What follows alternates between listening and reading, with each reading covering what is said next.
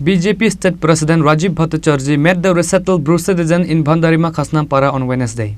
They have been living as refugees in their own state for many years. The BJP government has brought hope to their lives through the Bru Quadripartite Agreement signed in 2020. The BJP government is constantly working to improve their quality of life. In this context, last year, Union Home Minister Amit Shah inaugurated and laid the foundation stone of developmental projects worth Rs 668 crore. क्या आप एक बार इधर में आइए। हमारा जिला president, मंडल president और सभी कार्यकर्ता बोल रहे हैं कि एक बार आप आइए इधर में और इनकी जो समस्या है आप एक बार देख लीजिए। इसीलिए आपकी जो प्यार है ये हमको खींच के इधर लाया है।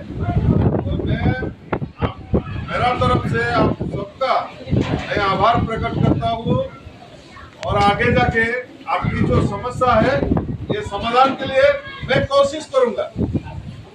बढ़ने वाला तो है, तो मैं कोशिश करूंगा कि आपकी जो समस्या है वो धीरे धीरे सब खत्म हो जाए। जो करना है मैं तुरंत करूंगा।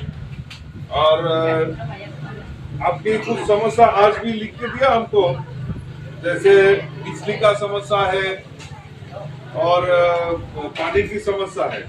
बिजली की समस्या में आप सोलर का एक प्रोजेक्ट लगा सकते हैं। उसका एक एस्टिमेट आप तुरंत दें।